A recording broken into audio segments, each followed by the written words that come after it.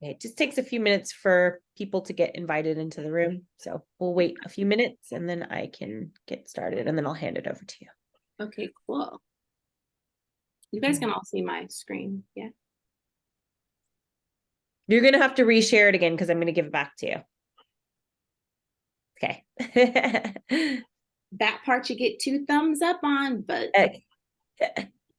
if you see my head go to the side like a confused puppy. Yeah. No worries. Good morning, everybody. We're going to get started in a few minutes, maybe a minute or so, just letting everyone come into the room. Thank you for joining us today. So give us a couple minutes and we'll get started.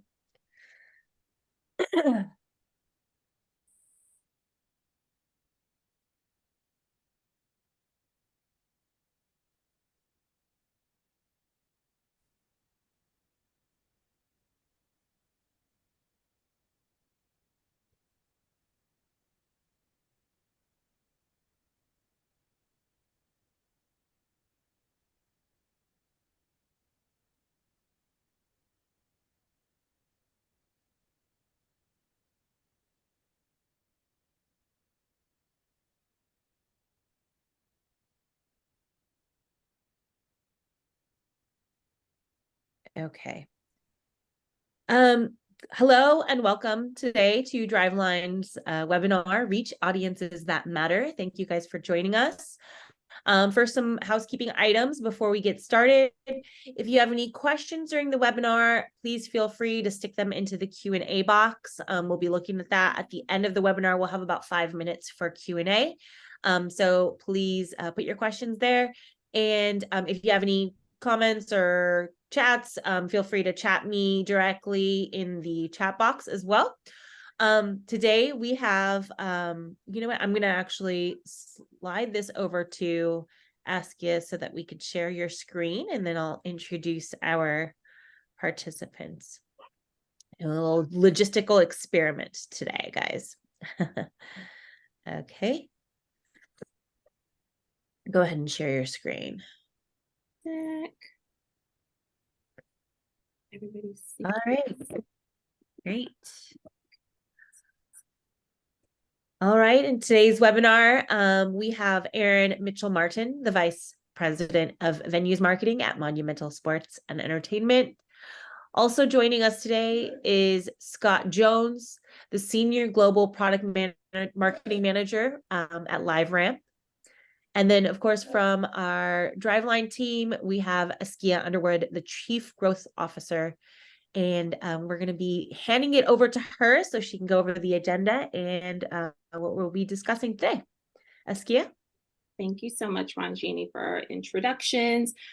This is a massively important conversation. I'm so excited. So I want to thank you, Scott and Erin, in advance for joining. As expert marketers with decades of experience between us, we are continuously tasked with one thing: solution hunting for our clients. So in order to help kind of frame our conversation, we're going to talk about the importance of MAIDs, so the power of MAIDs and how they have an impact on audience intelligence. We will lead right directly into the future of audience intelligence, visitation audiences and cross-visitation, which will take us into the meat and potatoes of the conversation around custom audience creation.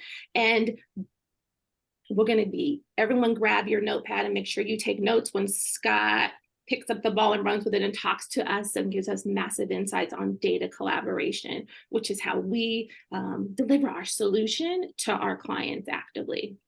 So let's get into it. The power of MAIDs.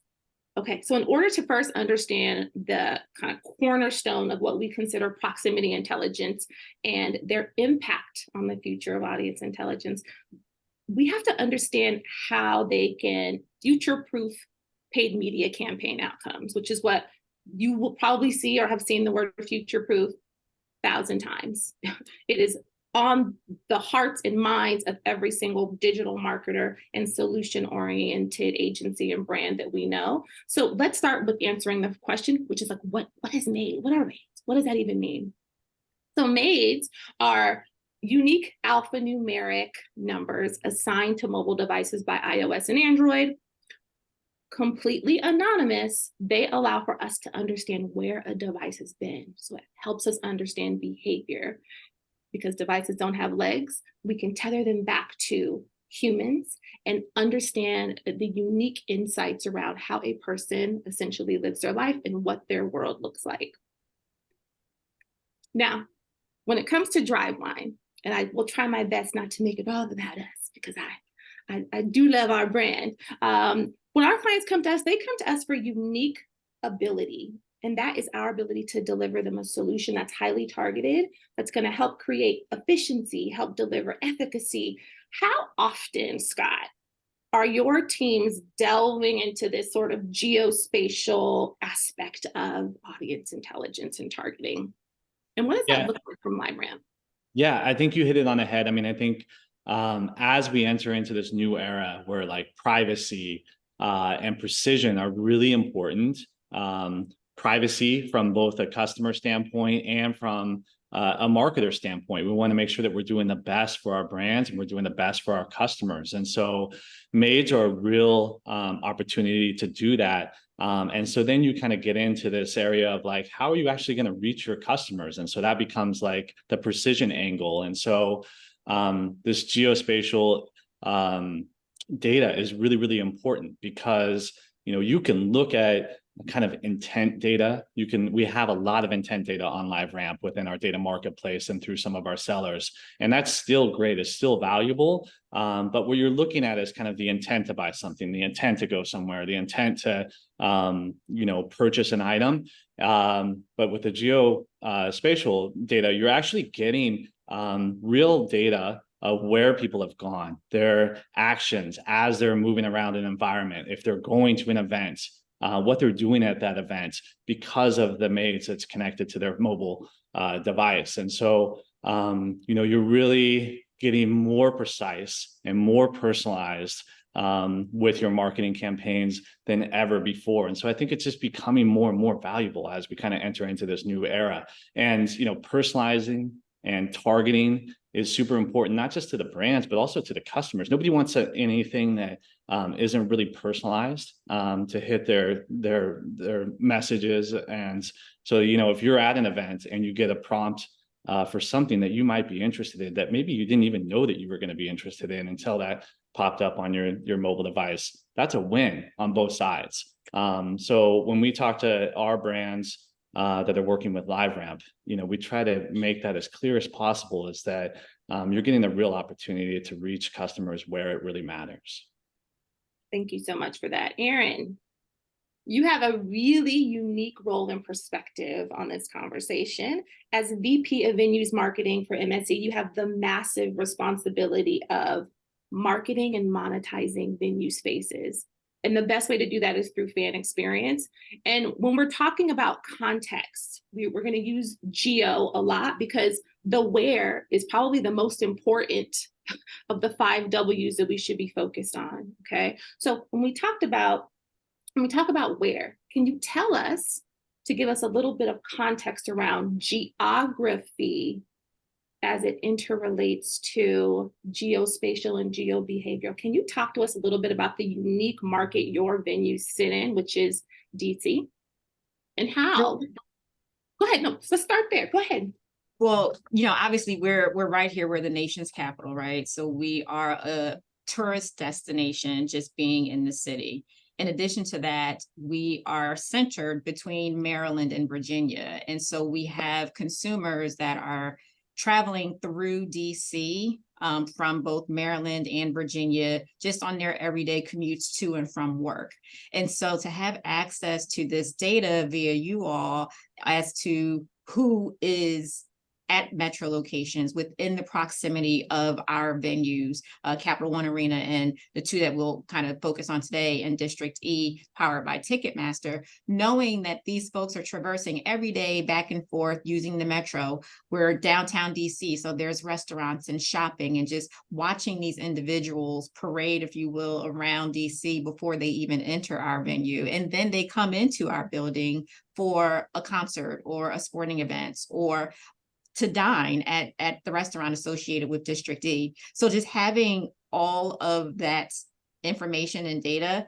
And we know that we're all, I'll admit it, at least we're all guilty of scrolling while walking, right? So we're constantly on our devices, and just being able to follow the actions and the steps and the behaviors of individuals here in DC is super unique. And it's an awesome opportunity that I have to market what's happening at all of our venues in the DMV. I mean, capitalizing on fan emotion and affinity is at the center of probably every single thing you do. But there's one unique thing that our three companies have in common, and that is being in a constant state of innovation. Constantly thinking about what next? What next? That was great. How do we make it better? Did we uncover every stone? And I think that is a great way for us to segue into I like this part of our conversation, visitation and cross-visitation. So let's talk about that. Now, when I tell a person, I did a podcast, and Ranjini can help us later. She probably put it in the chat, the podcast that I did a couple of weeks ago. And we talked about key terms and trends and what is going to be happening in 2024. And I said, people need to be focused on where people go and where they've been. Marketers need to be thinking about visitation in a unique way, and they need to understand how they can reach people wherever they are across mobile devices. It is going to be the most important thing that you can add to your campaigns to optimize them, to understand your audience in a unique way. But this term was very new. She kind of was like, visitation. And it's like, yes, absolutely. Visitation is an upward trending term. Mark my words, okay? And how our organization strategically uses visitation to sort of reshape the landscape of decision-making and offer brands and agencies in real time, a real world point of view and perspective around what their customers are doing is completely holistic, and we're super excited about it. But when it comes to visitation, uniquely related to MSE, MSE is 10 steps ahead of the game, okay? So think about it this way. Imagine having the ability to dive into the preferences, the interactions, the real movement. As Erin said, people are traversing. DC is a city where you're on the train, you're walking, you're doing all the things. I will also admit that I walk and scroll, even in stores, right? But understanding their intention, their behavior, and how a person interacts with a physical location is a massive part of this conversation. How might venues marketers, Erin, use visitation intelligence to create, as Scott talked about, this more personalized and memorable experience for fans? Aside from serving them a cool piece of content to drive them in, what else might a venues marketer do with venues intelligence? Yeah, I think, back to Scott's point, it's, we know that the consumer is coming into our arena for an event. We also have learned, based on their behavior, their locations, that they frequent a certain restaurant that may serve a specific type of food. What if we're able to target those folks based on a cuisine that's offered within our venue?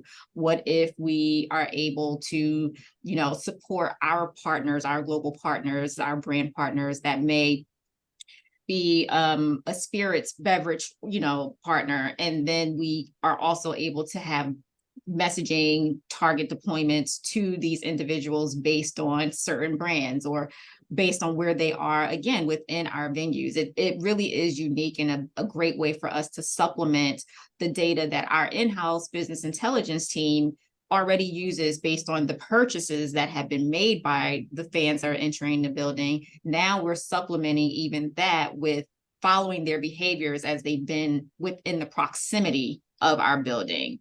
That's really unique. And I would encourage other venue marketers to, investigate that more and look into, okay, we obviously know who has purchased the ticket to come to the concert. We have that data, but we don't necessarily know everything until we align with you guys about the people that are around the building leading up to the concerts. And next thing you know, they're now becoming a fan, and now we're capturing their purchase data. And the cycle is endless when you think about the number of people that are just, again, within proximity of our buildings on their devices constantly. 100%. Scott, what do you think the long-term impact of visitation audience is on consumer behavior and marketing and sort of the advertising industry as a whole? Yeah, I mean, I think it's future forward, right? Like we don't know where cookies are going. We don't know kind of what the policies are, how they're going to change over the next 6 months, year, like even longer. It seems like it's updating constantly. And it's something that I know LiveRamp takes very seriously and all brands do. So this is a great way to look at patterns of customers. So just like you guys were talking about, like if they're in a restaurant, you know that they already have kind of an intent to eat at that restaurant. You have an opportunity to maybe market a a special dish or a drink or a coupon, some customer loyalty programs. And then I think even you can look at it from the standpoint of non-marketing efforts. You're looking at like patterns of consumers as they navigate around different environments, moving into different stores. So that can help you control your inventory management and make sure that you're prepared for massive amounts of crowds as they're coming into your location. So, there's a vast use cases. There's a vast amount of use cases for this type of data. And I think it's just going to get smarter. It's going to continue to grow as marketers become more familiar with it and know how best to use it. Yeah, I agree. It's time for a poll question. So Ranjini is here to support me. It's my first time launching a poll on Zoom. Let's see how we do. If everyone could please. So if you, I did it. there we go. Good job. I did it. Okay, so our poll question. How have you leveraged custom audience creation? Everybody who is here, please answer. If you're a pro, but you are continuously partnering or looking to continuously partner to curate custom audiences, that first answer is for you. If you use custom audiences, but have never had custom audiences created for your paid media campaigns, that's the second answer. We have used some custom audiences, but are looking to optimize our audience strategy would be third. Custom audience creation is fairly new to your team. And please don't be embarrassed by this answer. It's anonymized. And then wait, you can create a custom audience. We'll look at the answers in about 5 seconds.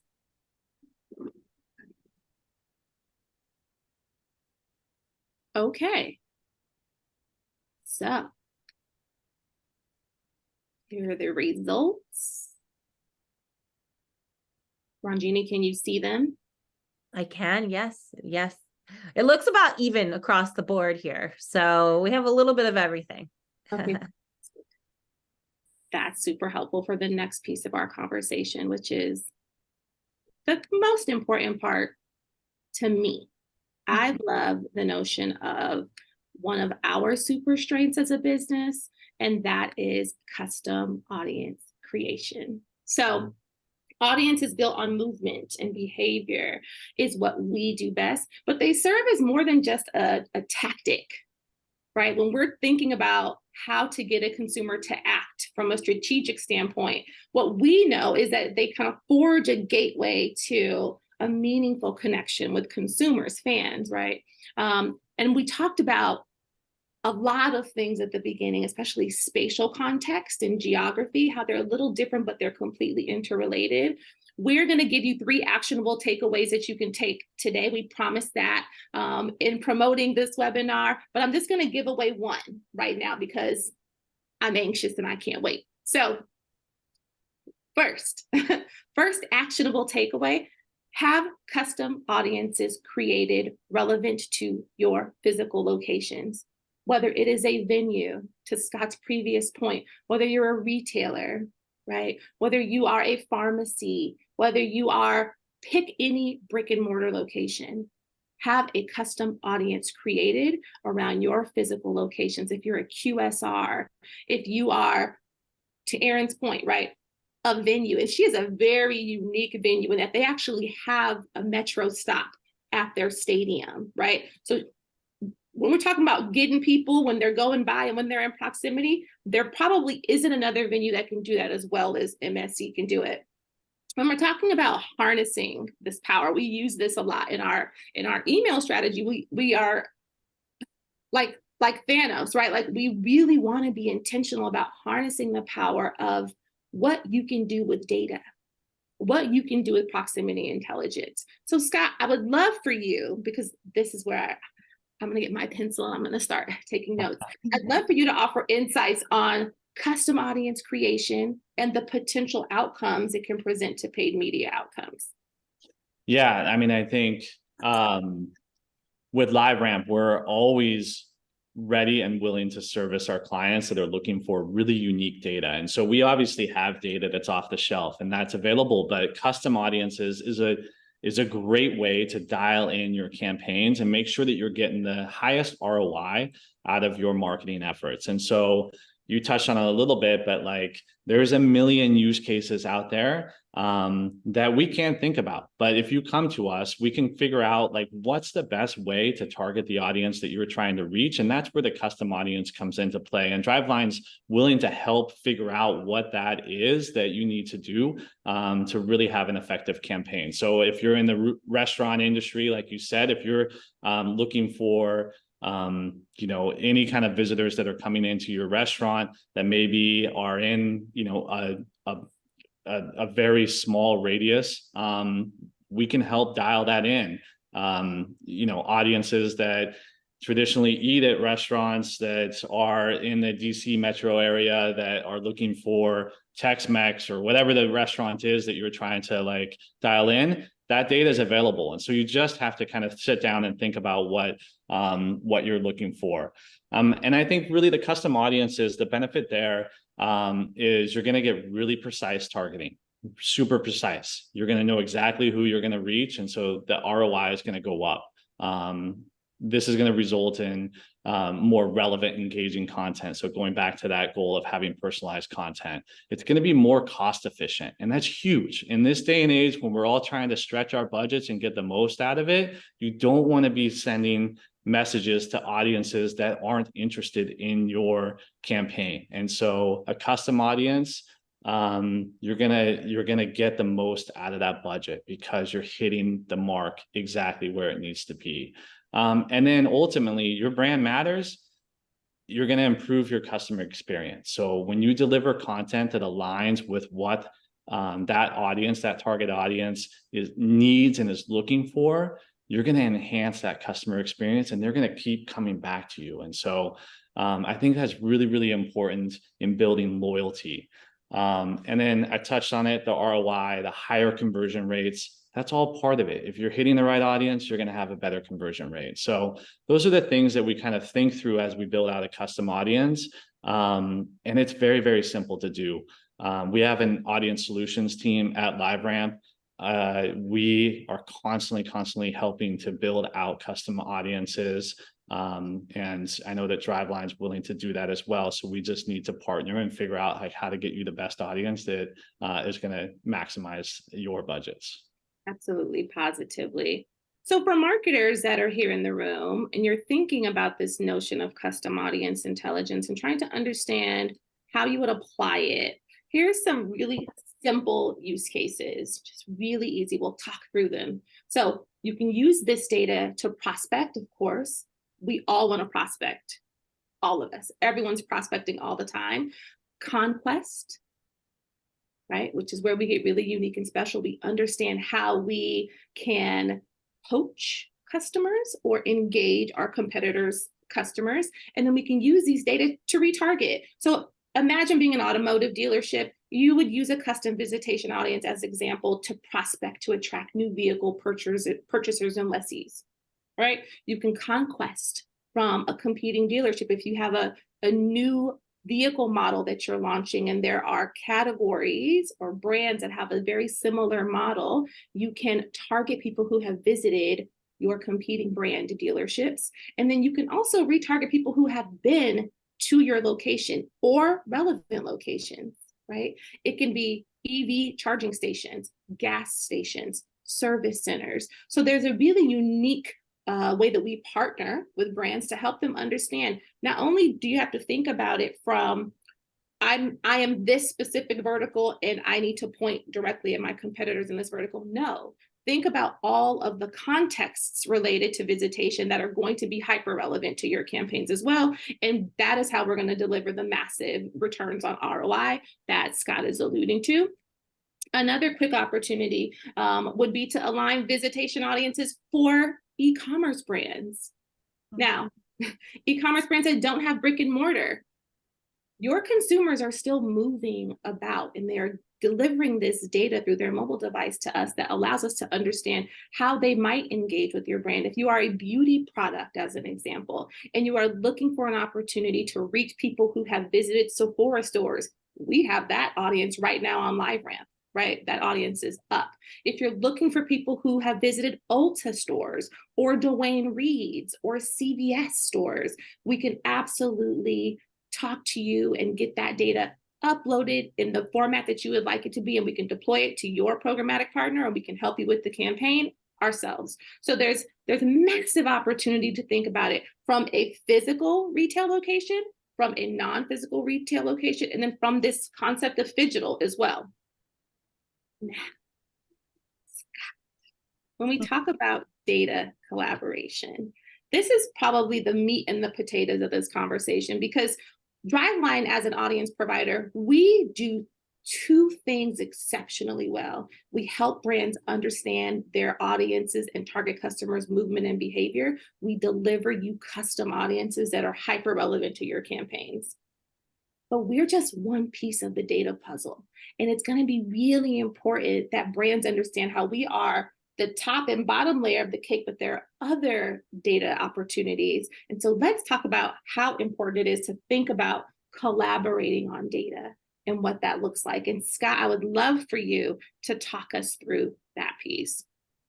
Yeah, data collaboration is ever more important. I think there's a struggle by some brands that may be new or may just have a lack of first-party data. And so they're thinking about, how can I learn more about my customers? How can I expand on the data that I already know or have on my customers? So then that's really where you can kind of build some like cross collaboration and really bring two partners together that are going to help build a complete customer profile. We talk a lot at LiveRamp about really filling in those gaps and figuring out like how you're going to have 100% customer profile, so you know the most about that person and you can deliver the most personalized messaging. So, you know, that can come in the form of you both have something to gain out of this. Whether you're going to have a cross promo that's going to be put out there into the world so that you're both getting benefits. You think of like, you know, a concert venue and a streaming service. Maybe somebody came and watched the comedian at the venue, and now you want to hit them up to watch more content from that comedian on your streaming service. That could be an ideal partnership that you're looking to create. You both have data, right? And you both know a little bit about the customer. You bring it together, you have more complete picture.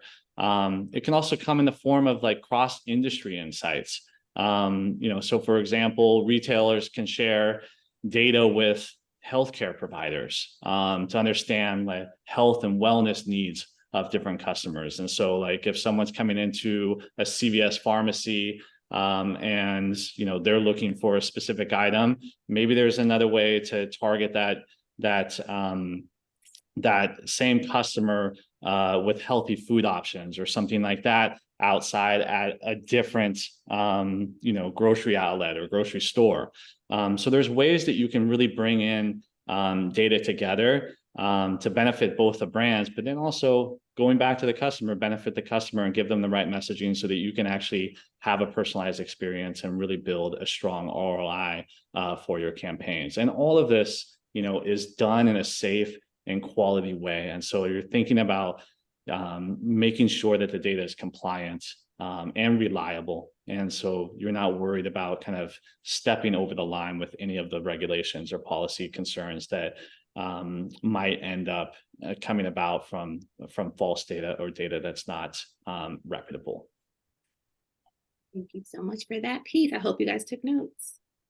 So having a team of data centrists we can collaborate with is really important to DriveLine. It helps us do exactly what we promised, which is to help our clients future-proof and transform their paid media outcomes. But there's so much more that you can uncover when it comes to data collaboration and understanding unique consumer behavior.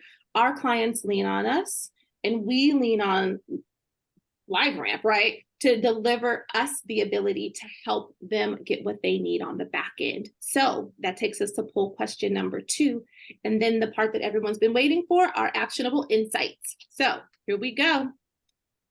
Poll question number 2.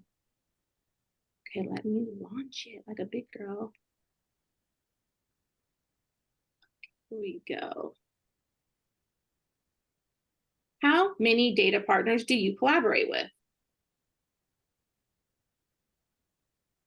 There is no wrong answer here. If you have no data partners because you believe your first party data is all that you need, no shame in that. But let's talk through it. Anyone else? We'll take about 10 more seconds. How many data partners do you collaborate with? Yeah, I would also just jump in here as you're filling out this survey. I think like it's not, you want to find the right data partners, right? And so like sometimes you can go out and you like 10 plus might work for your brand if you have a lot of different interactions and touch points. But maybe one solid one is where you start off with, and that brings the best bang for your value. Quality over quantity, right? That's right. Yeah. Quality over quantity. Oh my goodness, that's the statement of the day. Absolutely. Absolutely. Okay, let's see. How do we do? Looks like 40% of the respondents use 6 to 10. That's not bad. That's not bad. Seems like a sweet spot. I mean, I think, yeah, I think that's a great starting point. You notice like over the 10 mark, then it starts to drop down. So the moment we've all been waiting for. 3 actionable insights to leverage today. So we talked about 1, creating a custom audience of your visitation. It is probably one of the most important aspects of your audience optimization strategy that you can take today. But before you do that, it's really important to partner and collaborate with data partners. DriveLine is a fantastic audience solution. We think strategically about consumer movement and behavior. We are hell-bent and absolutely intentional on getting it right and helping our clients reach the most relevant audiences. Scott, talk a little bit about what LiveRamp offers clients and how they can tap in. Yeah, so LiveRamp has a full team that if you're reaching out, we can help you really find the right audiences for you. And so, if you're looking for visitation, then we will partner with DriveLine to make sure that you're getting the right data for your situation. And so it's really customized. Like you come to us with an idea, we'll figure out how to make sure that it's delivered. And so there's thousands upon thousands of segments. And that can be difficult to weed through. So we're here to help you kind of navigate through that and make sure that the data that you're getting is reliable and trusted and compliant, but also going to be super effective for you. Thank you so much for that. That covers kind of 1 and 2. But the third one is don't hesitate. Don't hesitate. This is not an activation that you think about doing in first quarter. You do it today. You log in, you go to your data partners and you look at those that are underperforming and you add a new audience type, add a visitation audience. We have a standard audience taxonomy available on LiveRamp. We have some of the best and biggest brands in the world across multiple categories. If you see something or want something that you don't see, you can get in touch with our team very easily, but that is so crucial. I think marketers have a tendency, especially in fourth quarter, to like sit and wait. Absolutely not. It's October. You could impact your November and December. What's it called? What's the month? November and December. Your November and December decision making today by logging in, talking to your ops team, saying, "Hey," talking to your LiveRamp representative, getting in touch with DriveLine's team would be ideal, right? So we can get you activated and get your campaigns performing the best they possibly can today.